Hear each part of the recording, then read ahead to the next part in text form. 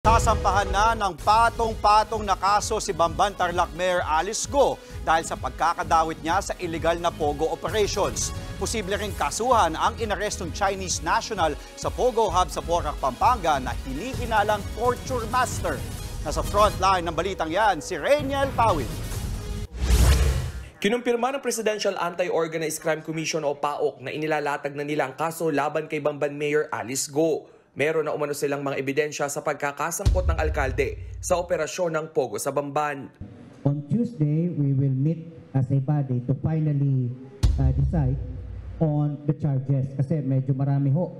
To be honest with you, there are a good number of criminal charges that we could file against the mayor of Bamban. So ang usapan namin kagabi was we would focus on the most serious and the non-bailable charges first.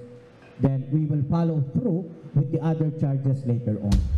Hindi muna idinitalye ng PAOK ang mga kaso pero siniguro nito na mabibigla ang publiko sa dami ng reklamo na haharapin ni Go. Matatandaan nitong May 31, naging epektibo ang 6-month preventive suspension ng Ombudsman kay Go para bigyan daan ang investigasyon sa kanya. Sa Pampanga naman natapos na ang paggalugad sa 10 hektaryang Pogo compound sa Porac. Pero sabi ng PAOK nagsisimula pa lang ang pagbibigay hustisya nila sa mga naabuso ng Pogo. Ang nahuling Chinese at pinaniniwala ang Pogo torturer na si Wu Lifeng, posibleng makasuhan at makulong ng hanggang 6 na taon. Pag yan ay turo yan, kasama sa kakasuhan natin ng human trafficking. Pag naituro yan, nanggugulpi yan, ha? Oo.